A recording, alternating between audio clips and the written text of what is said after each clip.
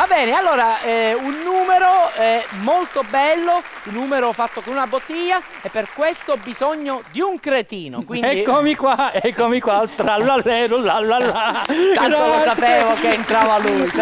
Ma io voglio essere assunto, Va voglio bene, lavorare con lei, lei è un mago, lei fa ridere. Sebi Picone! Grazie a me, grazie. Va bene, Sebi, allora, Sì. se io faccio così, guarda, se io faccio... Chi sono? Babbo Natale. No, sono io, cretino, sempre io. Ah.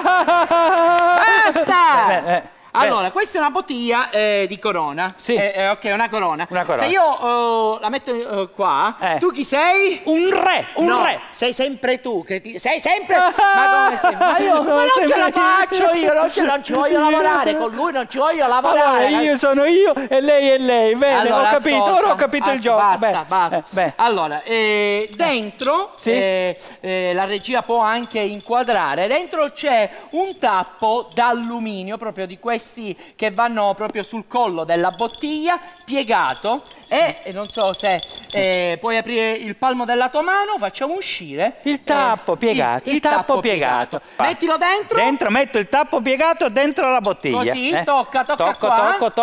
Tocco. Lo sai che questa sera tu con me stai toccando il fondo, Ma l'hai fatto Va bene, ridere. allora, quindi abbiamo detto che può uscire solo da qua. Solo da là, certo. Metti il tappo di sughero. Mettiamo il tappo di sughero nella bottiglia, Ok? eccolo. Perfetto, Bene. signori, incredibile ma vero, io riuscirò a penetrare il fondo sigillato. 1, 2... Mamma mia! Mamma che bello! Bravissimo, bravo!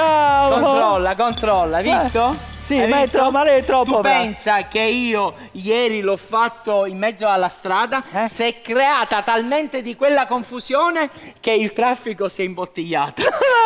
Ma lei è troppo bravo! Ma lei è troppo bravo!